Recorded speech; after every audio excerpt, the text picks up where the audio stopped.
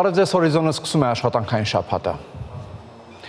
Ադրբեջանը հերթական ապատեղեկատվությունն է տարածել Պաշտպանության նախարարությունից հայտնում են, որ Ադրբեջանի Պաշտպանության նախարարության հաղորդագրությունը թե իբր մարտի 30-ին ժամը 22:30-ից մինչև մարտի 31-ը ժամը 4:35-ը Հայաստանի զինված ուժերի ստորաբաժանումները կրակ են բացել սահմանագոտու արևելյան եւ հարավ-արևելյան հատվածներում տեղակայված ադրբեջանական դիրքերի ուղղությամբ չի համապատասխանում իրականությանը։ Միաժամանակ հայտնում ենք, որ մարտի 31-ին ժամը 00:50-ի սահմաններում Ադրբեջանի զինված ուժերի ստորաբաժանումները կրակ են բացել Սյունիքի մարզի խնացախ բնակավայրի ուղղությամբ, ինչի հետևանքով վնասվել է բնակելի տուն։ Տուժածներ չկան։ Հիշեցնենք, որ Հայաստանի վարչապետի աշխատակազմն առաջարկել է հրադադարի ռեժիմի խախտման դեպքերի եւ կամ այդ մասին տեղեկությունների հետաքննության Հայաստան-Ադրբեջան համատեղ մեխանիզմ ստեղծել, ինչին մինչ օրս Ադրբեջանը չի արձագանքել։ Հայաստանի Պաշտպանության նախարարությունը վերահաստատում է, որ Հայաստանի վարչապետի աշխատակազմի դիրքորոշմանը համապատասխան պատրաստ է հետաքննել Ադրբեջանի Պաշտպանության նախարարության հաղորդագրությունը հիմնավորող փաստերը, դրանք Հայաստանին փոխանցելու պարագայում։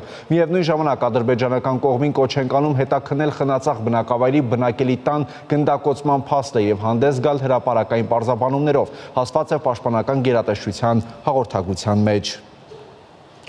Երեկ Գյումրիում եւ Փարաքարում կայացել են տեղական ինքնակառավարման մարմինների արտահերտ ընտրությունները։ Կենտրոնական ընտրական հանձնաժողովից հայտնել է, որ Փարաքար համայնքի ավականու արտահերտ ընտրությունների նախնական արդյունքներով ընտրություններին մասնակցած կուսակցությունները եւ դաշինքը ստացել են հետեւյալ քվեները։ Քաղաքացիական պայմանագիր կուսակցություն 3669, Միասնություն կուսակցությունների դաշինք 6508, Ազգային առաջընթաց կուսակցություն 900, Կայունություն կուսակցություն 426։ Իսկ ահա Գյումրիում ընտրություններին մասնակցած ուժերից եւ ոչ մեկը մեծամասնություն ձևավորելու համար անհրաժեշտ քանակի ձայներ չի հավաքել։ Կենտրոնական ընտրական հանձնաժողովի փոխանցմամբ Գյումրու 82 ընտրատեղամասերից 81-ի արդյունքներով քաղաքացիական պայմանագիր կուսակցությունը ստացել է 16938 քվե կամ ձայների 36.21%։ Երկրորդ տեղում է Հայաստանի կոմունիստական կուսակցությունը 9537 քվեով կամ ձայների 20.5%։ Մայր Հայաստան կուսակցությունների դաշինքը ստացել է 2844 քվե։ Մեր քաղաքը կուսակցությունների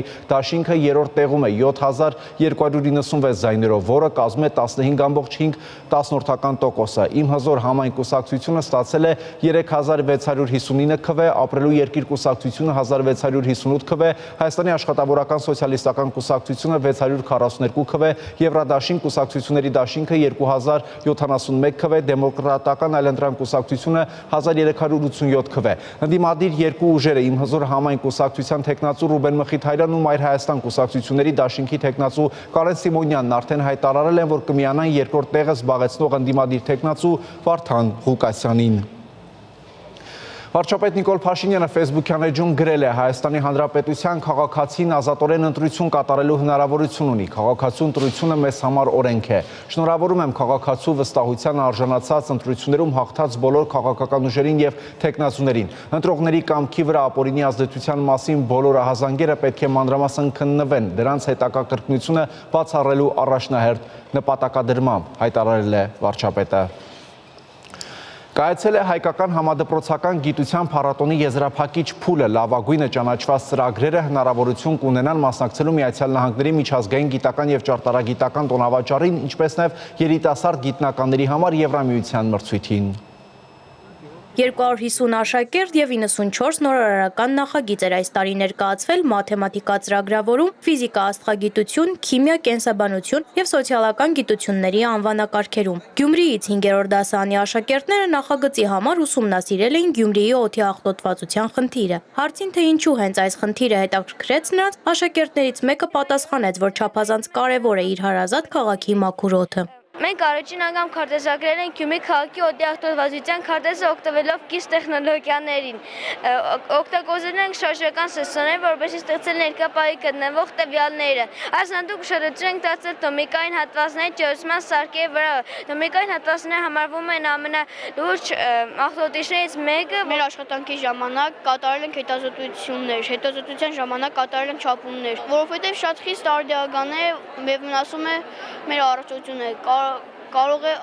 ալերգիկ ազդեցություններ տողալ շնչառության վրա։ Նախագծերից մեկը Վիկիպեդիայում ապատեղեկատվությունը կրճատելու խնդրի մասին էր, որն էլ հետազոտել էին 6-րդ դասարանի աշակերտները։ Մեր թիմն ուսումնասիրել է Վիկիպեդիան որպես ոչ հավասար տեղեկատվության աղբյուր, կենտրոնանալով կեղծ հոդվածների վրա, որոնք երկար ժամանակ մնացել են չբացահայտված։ Վիկիպեդիան կարող է նրա մեջ պարունակել կեղծ աղբատեղեկատվություններ, որոնք կարող են տարիներ շարունակ մնալ Վիկիպեդիայում։ Օրինակ Ամանդա Մաքիչրի գերաճոխակի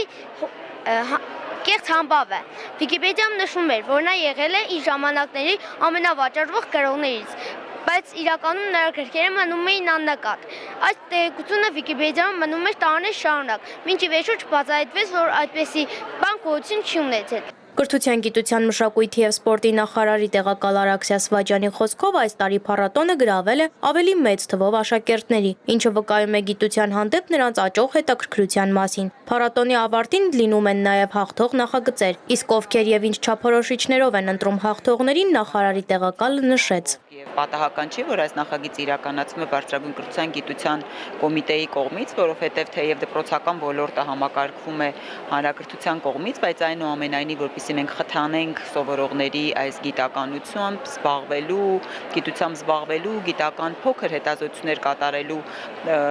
հնարավորությունները, ստեղծվում է հանձնաժողով, որը գնահատում է ներկայացված նախագծերը եւ դրանց հիման վրա արդեն որոշում են, թե որ նախագծերն են առավել հետաքրքիր, առավել նորարար, առավել ինքնուրույն, մի շարք չափանիշներ կան, որոնց համապատասխան որոշվում է։ Հաղթողներին որոշող հանձնաժողովի ժյուրիից Երևանի պետական համալսարանի միջազգային հարաբերությունների ֆակուլտետի դոցենտ Գոռ Մարգարյանն արդեն առանձնացրել էր մի քանի նախագիծ, իսկ ընդհանուր ծրագրից խոսելիս նա նշեց, որ կարևոր չի թե քանի նախագիծ է ներկայացված, այլ կարևոր է որակը, ինչն էլ երևում է շատ նախագծերում։ Կարևոր է տեսնել կողքից ոչ միայն ժյուրիի աչքով, այլ որպես հայ մարդ երեխաների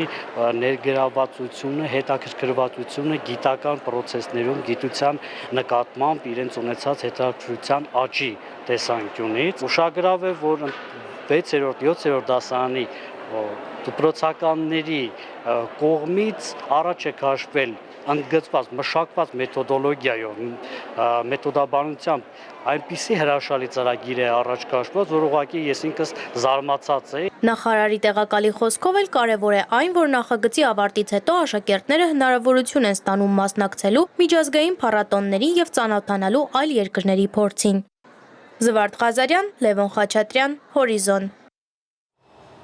Ճիշտ 120 տարի է անցել այն նորից, երբ ստեղծվեց միջազգային մասշտաբի ամենահայտնի հասարակական կազմակերպություններից մեկը՝ Ռոթարին։ Ինչու ստեղծվեց այն։ Միավորելու ամենատարբեր ոլորտների առաջատարների հնարավորությունները, փորձելով շարժիչ ուժ դառնալ փոփոխությունների եւ նորարարությունների համար։ Այժմ Ռոթարի ակումբներ կան աշխարհի տարբեր երկրներում։ 90-ականներին այդ շարժմանը միացավ նաեւ Հայաստանը։ Այս օրերին Հայաստանում է Rotary International միջազգային կազմակերպության ղեկավար Ստեֆանի Յուրչիկը։ Գործընկերս Քրիստինա Լագուլյանը զրուցել է միջազգային կազմակերպության ղեկավարի հետ, ներկայացնենք հատված զրույցից, այն ամբողջությամբ հասանելի է shantnews.am կայքում։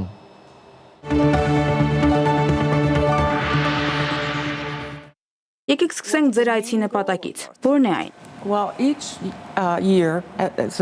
ամեն տարի, երբ ռոտացիոն կարգով նոր նախագահը ստանձնում է պաշտոնը, նա հետևում է, թե ամբողջ աշխարհում ինչ է տեղի ունենում ռոտարիականների հետ։ Մենք աշխատում ենք տեղի ռոտարիականների հետ պլանավորելու այցելությունները։ Բանն այն է, որ մեր աշխատանքի թիվ 1 նպատակն է առաջ մղել եւ ոգեշնչել նրանց։ Այսպիսով նպատակն է տեսնել, թե ինչ է տեղի ունենում ռոտարիում եւ հանդիպել ռոտարի ընտանիքի անդամներին։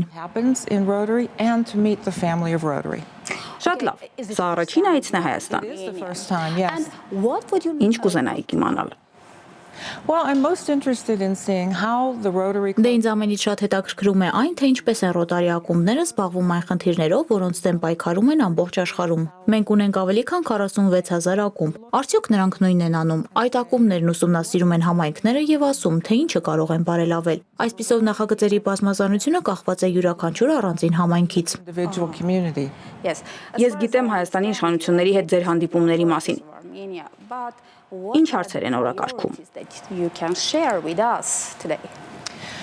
Շատ լավ, մեր առաջնահերթություններից մեկը մեր կազմակերպության անդամների քանակի ավելացումն է։ Մենք Rotary-ին համարում ենք ծառայություններ մատուցող ամենահզոր կառույցն աշխարհում, բայց օրինակ մեր սերնդի ռոտարիականները միշտ չէ, որ այստեղ են լինելու։ Ուստի մենք ցանկանում ենք համոզվել, որ կան երիտասարդ պրոֆեսիոնալներ։ Օրինակ, մենք ունենք 18-ից 30 տարեկան անհատների հատուկ խումբ, որը ռոտարկ ենք անվանում։ Մենք ուզում ենք ամրացնել այս խումբը, որպեսզի երբ մենք այլևս չլինենք, Rotary-ի լավ աշխատանքը շարունակվի։ When we're no longer here, the good work of Rotary continues. Rotary International-ի նպատակը մարդկանց համախմբելն է, հանուն այն ծրագրերի, որոնք կյանքեր են փոխում։ Ես որքան գիտեմ, Հայաստանում շատ ծրագրեր եք իրականացնում։ Ինչպես եք գնահատում դրանց ազդեցությունը։ What is your assessment of the impact of these projects? Well, assessing impact really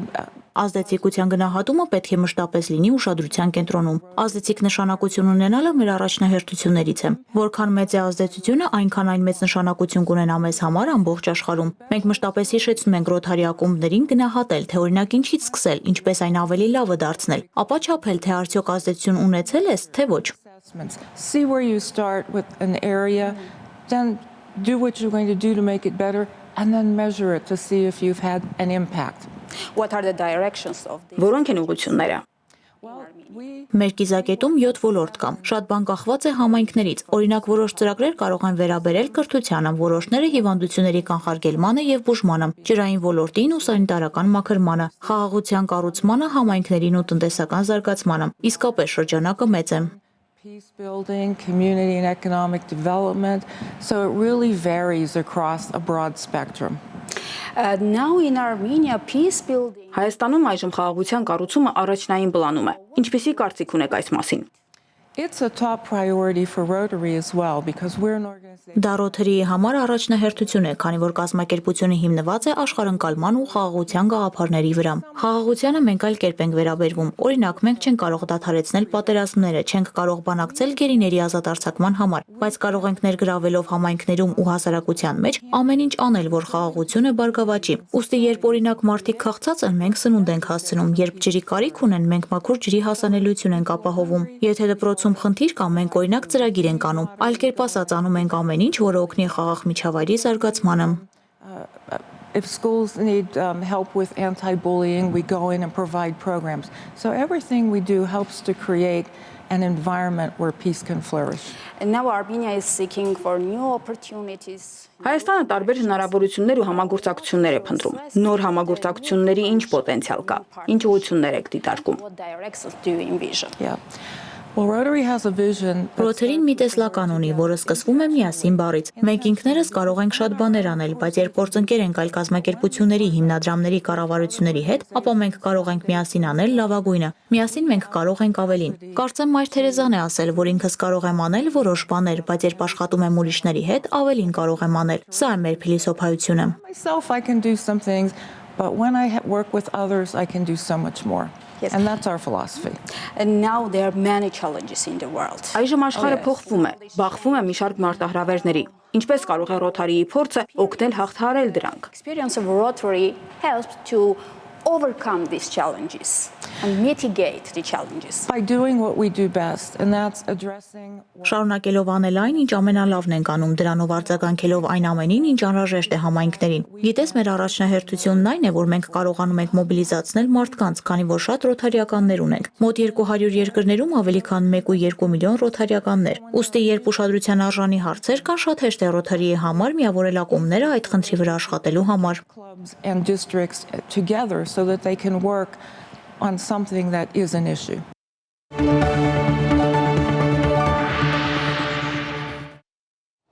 Այսքանն ենք առանձնացրել այս ժամի համար, դուք շարունակեք հետևել Շանթի եթերներին, իսկ մենք կհանդիպենք ժամը 15-ին առայժմ։